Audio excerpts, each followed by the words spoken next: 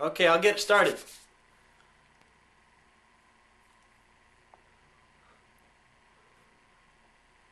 It's Three Guys Pickin, right? Oh. Sorry.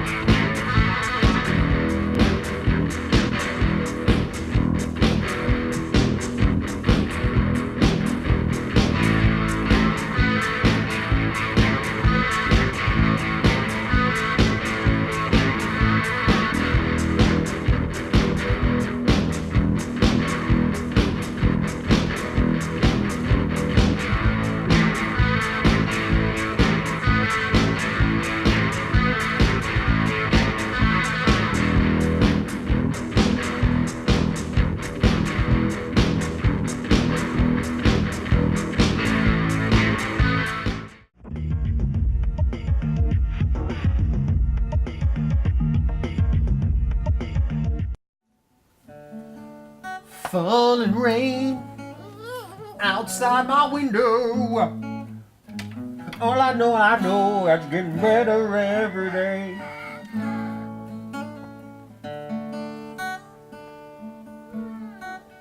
Soon the sun will shine through my window.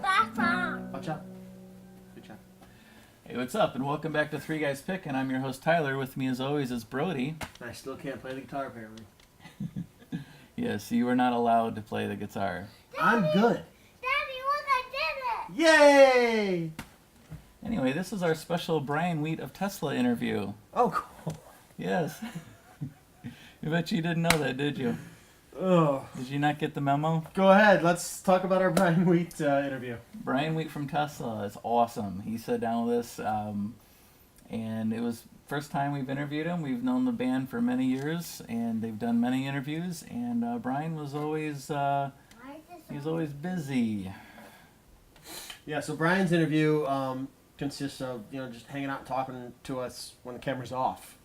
He's cool. He is a cool guy, but he's like, "Hey guys, you're here again? Hey, yeah, cool. Who are you with? Oh, Jeff and Frank. Oh, cool. I'll see you guys later." Daddy, Say bye, Brian. What's up, Daddy, babe? I'm doing this one. Okay. Nope, we gotta wait 2 more minutes. Go over there. I'm gonna do this one. Okay.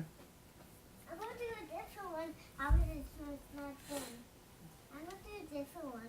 Yeah, do a different one. This one's not working. Cool. All right. Well, let's check out some of the interview. Yeah.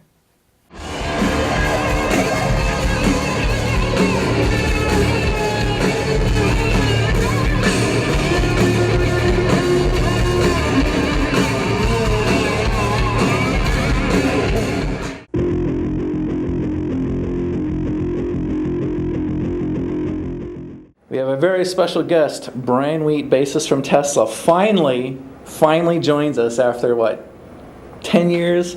I don't know. I've been on the show before. Not like this.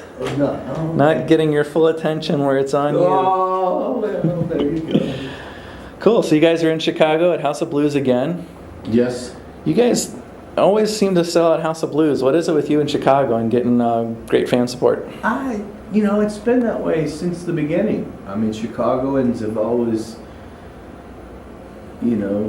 attached themselves to Tesla.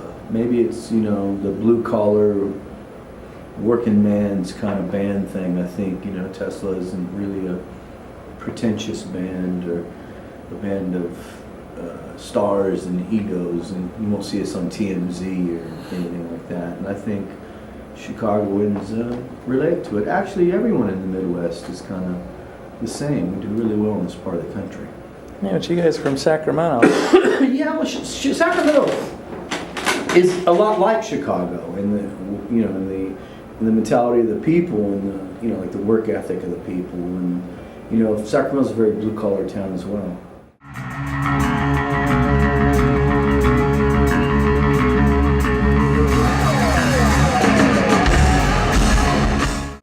You guys recently put out an acoustic record.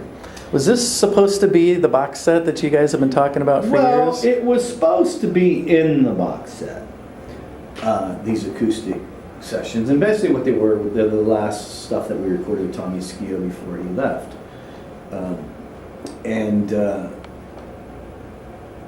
then there's all these other things. There's these, you know, demos and live recordings and concert footage, and there's, you know, there's a proper box set. But the problem is that the company that we were signed with, Geffen Records, all those years ago, you know, it's a battle over who gets to put it out, whether they put it out on Universal or we put it out on Tesla Electric.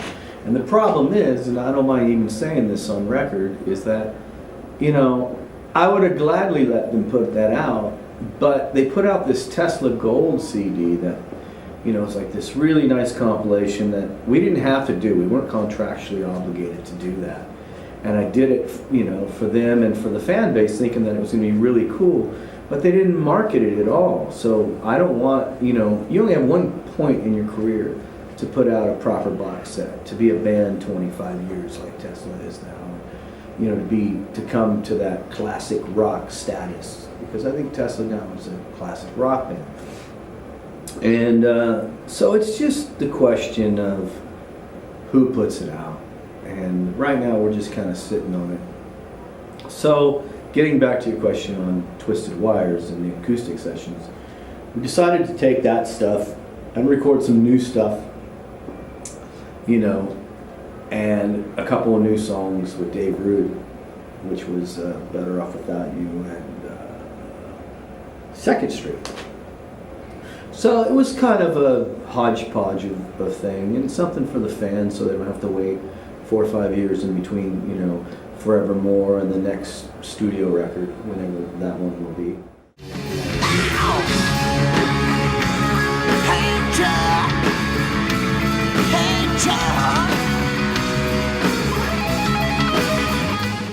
Now, Better Off Without You, that was an older song. That was an older song. That was an older song.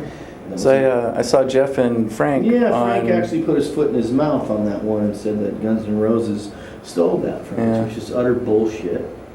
You know, Guns N' Roses didn't steal anything from Tesla. You know, I don't know what Frank was on that day or whatever, but, you know, there's one chord sequence that's similar to that song, which is similar to Imagine, which is similar to Change the World, which is similar to 90 other songs. And, you know, I think if there's one thing Frank wishes he could take back in his career, would have been saying that on the Eddie Trunk metal show. And I wish Eddie wouldn't even air it, but he thrives on things like that. So, no, just for the record, Chicago, Guns N' Roses never stole Better Off Without You. It wasn't Patience. Those guys, we have the utmost respect for Slash and Izzy and Axl especially, and you know, all I can do is go, hey, sometimes, you know, people put their foot in their mouths, and that was one of them. Next question. I just thought it was ironic that you guys are talking to Eddie Trunk about getting ripped off. Seems, well, I wasn't talking. Or you weren't, but it was just where I'm going with it is you should ask Eddie Trunk where he came up with his idea to have a music show hosted by 3 guys. Well, I'll let you take that up with Eddie.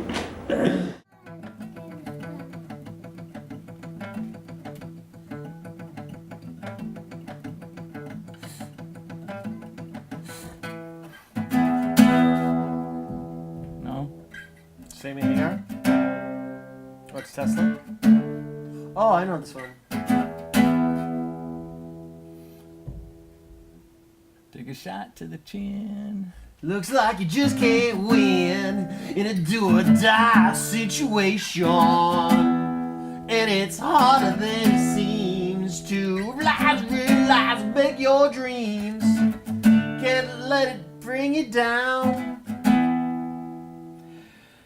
Hey, Hey, what's up? I'm Tyler, and we're in the middle, and or near the end of our Brian Wheat interview. Yeah, so I hope you guys enjoyed the third question and his fifth answer, because that was phenomenal. Unfortunately, see, we've had Tesla on so many times. I've run through all the Tesla songs I know to play, so now we're just doing all the little riffs that I kind of know. So hopefully the guys won't hate me anymore. Than they already did. Yes. Yeah, but yeah, Tesla's been a huge part of our show for the last 15 years and 17 years. How long have we been doing this? We've been on longer than we should, everybody probably. except for The Simpsons. We've been on longer than South we Park's should. been on longer than us too. And I'm sure the That's about band's kind of tired of me butchering all their songs. I know they're tired of you butchering their songs. Or And butchering the word language. butchering. Yes. See, do you like the irony? Isn't that That's like really the way not, I worked that's that really in not, there? That's really not irony. I butchered the word See, butcher. irony is that the intended consequence is the complete opposite. So I butchered the word butchering. Anyway, let's get back to some more Brian Wheat.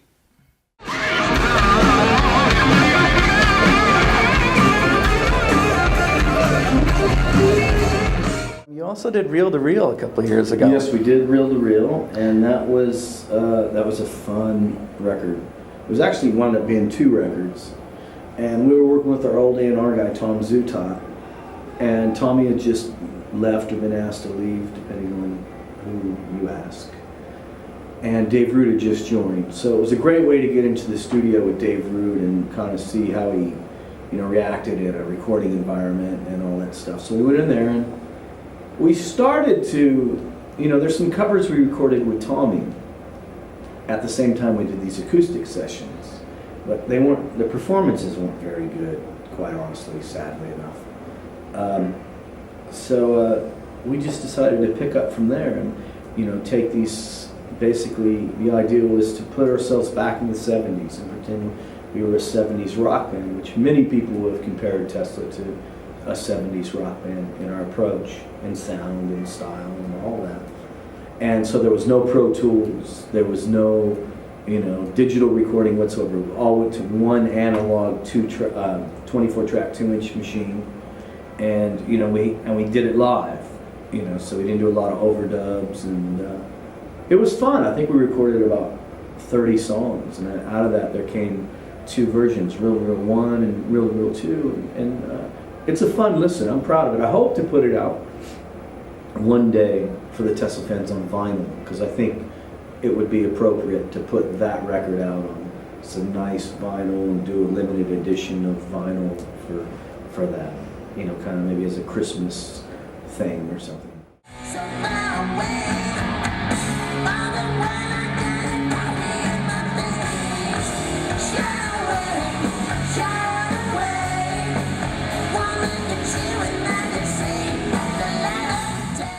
It's interesting talking about the record companies with Twisted Wires, and then also with this. You had an internet download, Pieces of Time, which also had some 70s covers. Were those left over from? Yeah, that stuff was actually stuff that Tommy was on. Oh, okay. I think it was a Bread song. Right, Everything I Own. Everything I Own, and I Love You. Which was on Twisted Wires. Right, it was on Twisted Wires, but we redid parts of that. Mm-hmm. So those were the best of what Skio did. And the thing with I Love You is that actually is really old. That was originally recorded in 2000 in my bedroom when we had just decided we would get back together and do a show. And it was just the 4 of us. It was just me, Frank, Jeff, and Troy. Tommy wasn't there yet. We hadn't even played with him yet. And we had him put a guitar part later on it. It was...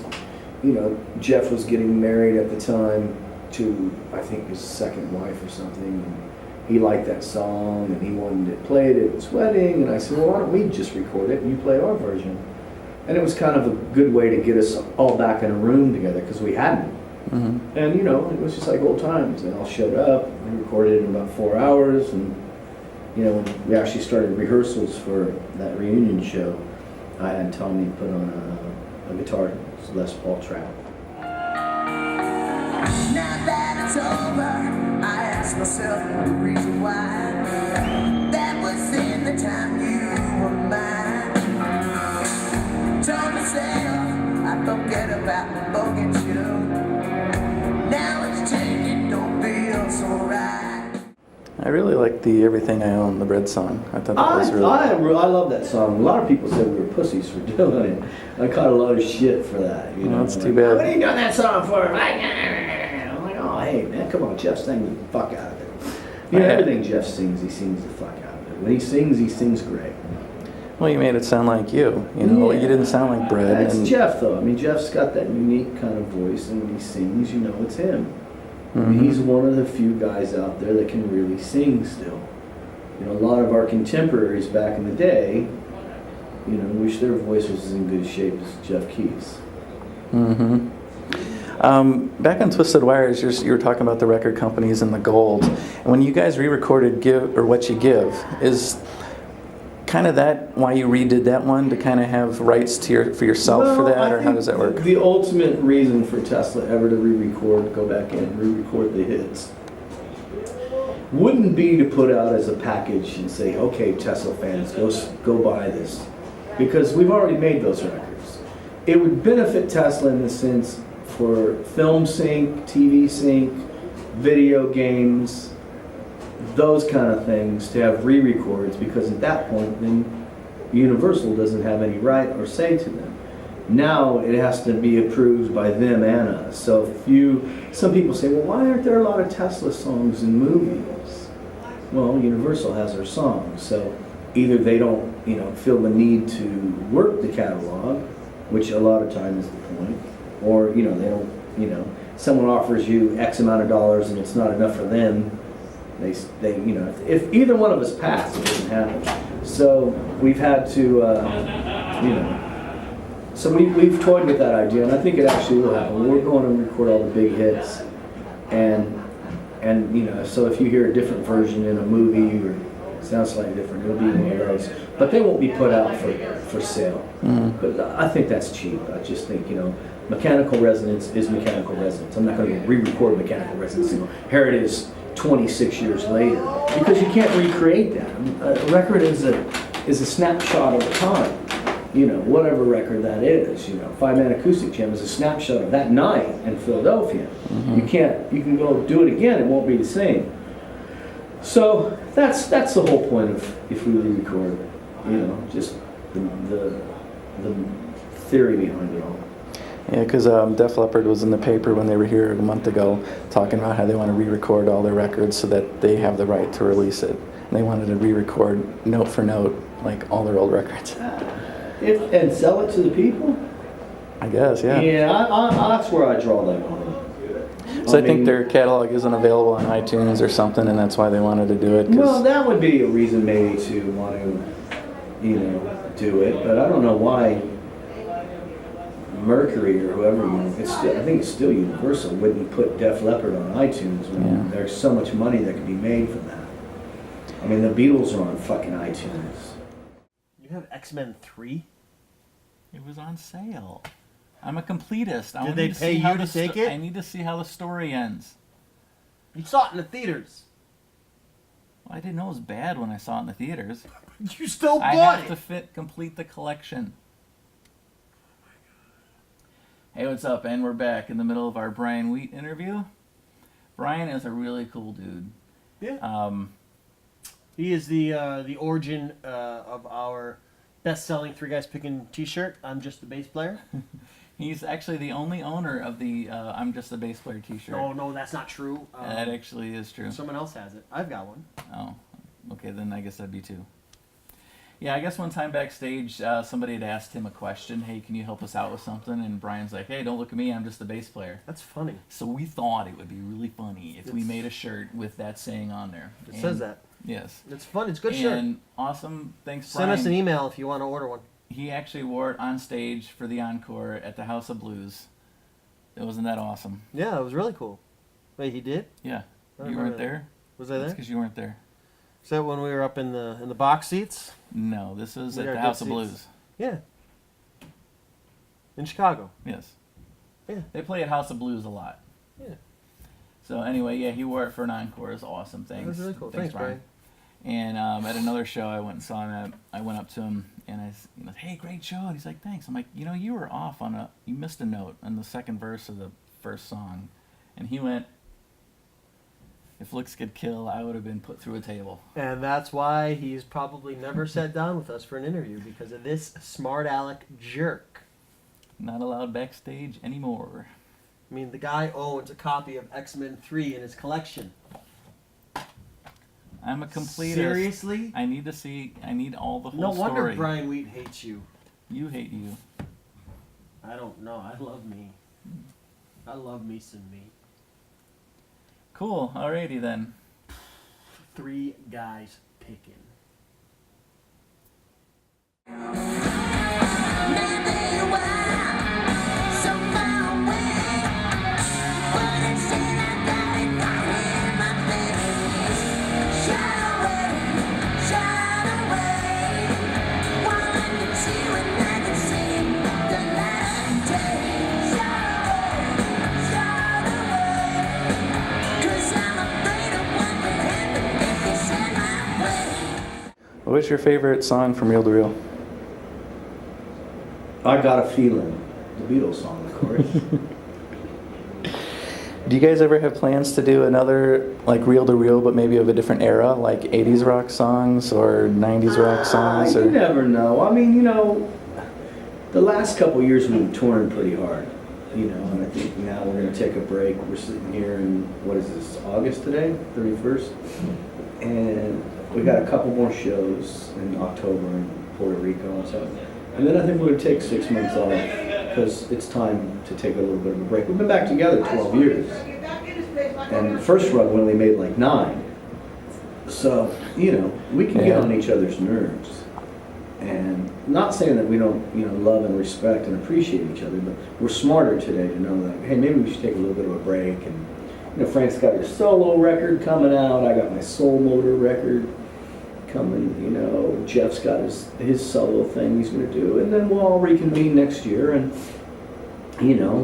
start working on a new Tesla record, play some more shows, and, go at another 12-year run. One thing we won't do is break up. That's just stupid. yeah. And we're not fighting or anything. It's just, we're like a fucking old married couple. You get, hey, man, go to your mother's for a couple months. You're driving me nuts, bitch. That's what it's like. Well, if you do other covers, I have to put my vote in. I said it once before, but it's been many years. I think Analog Kid by Rush would be a good... it has a Tesla kind of feel to it, where the main riff is a bunch of pull-offs. I don't know that. What album's that on? The one with the fire hydrant and subdivisions. Oh, yeah. They always have the best covers, those guys. And the chorus is kind of similar to like the break in Hang Tough, where it kind of slows down, where you can even put a little Hang Tough piano in it. Getty's voice and Jeff, I don't know if that would be a match. It would be awesome.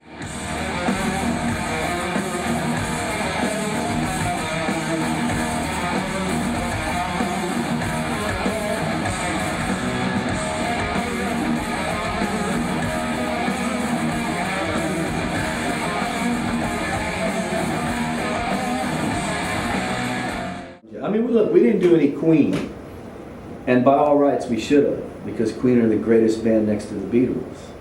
39. But Jeff just went, man, I can't do Freddie Mercury. How do you do that? And with Getty having such a high and kind of unique voice, I don't know. That'd be interesting. He doesn't sing that high in that song. No. So I can sing it. But So Jeff did say there was a Queen song he wanted to do now. yeah, Spread Your Wings. I know that song. Beautiful song. It's awesome. It's like, I'd love to do that. I was like, well, then we'll do it. This is the beauty of having a recording studio and your own record company, where you don't have to get on your knees and grovel with somebody to make a record or chase a dream or whatever it is that you want to do. Well, 39 by Queen is, if you're familiar with it, it's from In the year of 39, all the new. Brian May sings it, so. I know, but it's got to be Freddie. I didn't watch Queen's. I love Brian May. I think he's outside of Jimmy Page, he's the greatest guitar player to ever walk the planet. But if I'm listening to Queen, man, I want to hear fucking Freddie Mercury sing, because he was the greatest singer of all time. And people go on about how Michael Jackson was a tragic loss. No, friends. Freddie fucking Mercury was a tragic loss. He sang up until 2 weeks before he died. He gave everything he had, and we'll never have another Freddie Mercury. It's been like 21 years since he died, and I finally, I don't know if you heard the Queen tour band, they found a guy who kind of looks like him. Oh, The Works? Yeah, he kind of sounds the guy like him. from Australia, yeah, it's called The Works. He looks just like him, he sings like him. But, you know, it's like, I often wondered, you know, when Queen, you know, Freddie died, and, you know, they did that thing with Paul Rogers, which I didn't want to like, but I heard it and I thought it was actually quite good. Then they did this horrible thing with Adam Lambert, which I just couldn't get into. But I think the one guy that, if Queen were ever to go on in a serious fashion, they should have got was George Michael. Because he drilled Somebody to Love. I mean, he sang it as good or not better than Freddie. And I don't know if I should even say that because that's kind of like taboo. But he sang it, so that was George Michael's shining moment. That was his best moment ever. And I thought, man, that's who should play with Queen. But enough of Queen. We have the records to listen to. And a new DVD coming out, live from Budapest or something, coming out anytime soon. Yeah, you know, I collect all the bootlegs. Oh, I did. I thought, oh, Budapest was available on video. I didn't know. I guess it's not out on DVD. Yeah, it's coming out on DVD and HD, and I don't know, there's something. Look it up on the internet, that's what I was on. Yeah, I already got them all.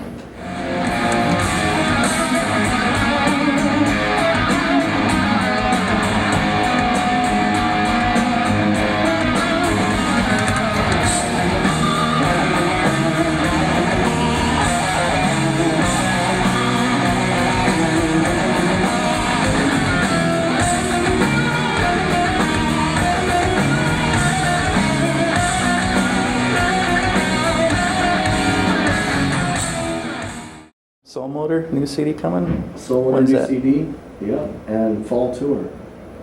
Cool. When can we expect that? I hope to have some news up in the next couple of weeks that I can tell you what Soulmotor's doing. If it happens, it's going to be a pretty cool little thing we're trying to put together. Cool. There'll be Soulmotor with some familiar faces around it. Chicago!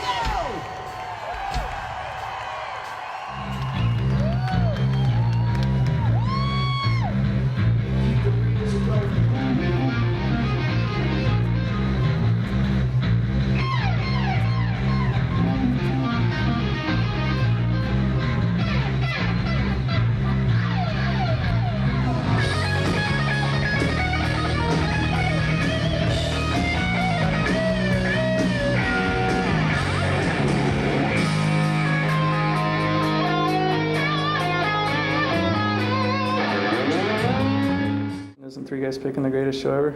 Abso-fucking-lutely. You never really interviewed Brian, right? No, I did. No, you didn't. Yeah, I did. We have Brian? Yes. No. Brian Wheat. When? I interviewed him at House of Blues. No, you didn't. Yes, I You're did. so full of crap. He's even a big Queen fan. Are you not watching the show? It just aired. The interview just aired. When? Right before the segment.